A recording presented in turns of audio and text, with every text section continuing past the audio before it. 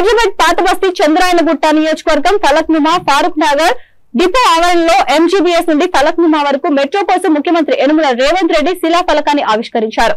ఎంతో కాలంగా ఎదురు చూస్తున్న పాత బస్తీ ప్రజల చిరకాల మెట్రో ఆకాంక్ష నెరవేరనుంది. ముఖ్యమంత్రి తొలిసారిగా పాత బస్తీకి రావడంతో ఆయనకు కాంగ్రెస్ శ్రేణులు ఘన స్వాగతం పలికారు. ఫారూక్ నగర్ బస్సు టెర్మినల్ ఆవరణలో ఏర్పాటు చేసిన వేదికపై నుంచి రేవంత్ రెడ్డి మాట్లాడుతూ పాత బస్తీ అభివృద్ధిలో కాంగ్రెస్ పార్టీ ముందుంటుందన్నారు. ఇది పాత నగరం కాదు, అసలైన హైదరాబాద్ అని సీఎం అన్నారు. ఈ కార్యక్రమంలో హైదరాబాద్ ఎంపీ అసదుద్దీన్ ఓవైసీ, రాజ్యసభ సభ్యులు ఎం అనిల్ కుమార్ యాదవ్, షబ్బీర్ అలీ, తీగల కృష్ణారెడ్డి, నియోజకవర్గాల ఇన్ఛార్జ్ బోయ నాగేష్, కె రవిరాజ్, రాజేష్, ప్రభుత్వ అధికారులు, నాయకులు, కార్యకర్తలు పాల్గొన్నారు.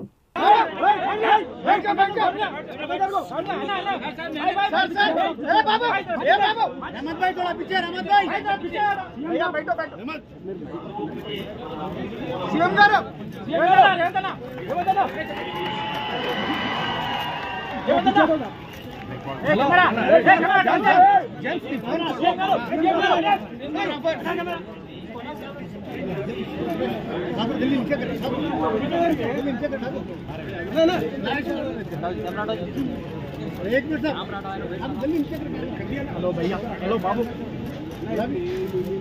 Anil Anil gents gents gents किंद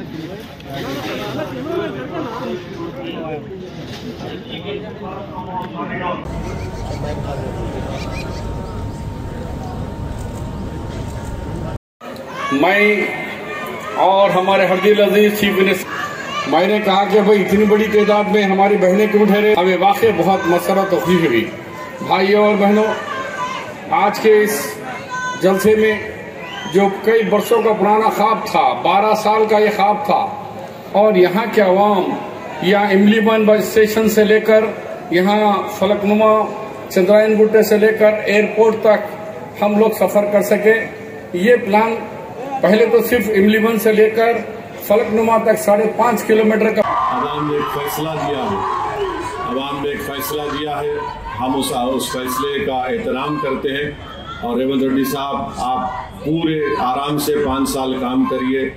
Telangana की डेवलपमेंट के लिए, तेलंगाना की प्रोग्रेस और प्रॉस्पेरिटी के लिए MIM पार्टी आपके साथ खड़े रहेंगे। बहुत बहुत शुक्रिया।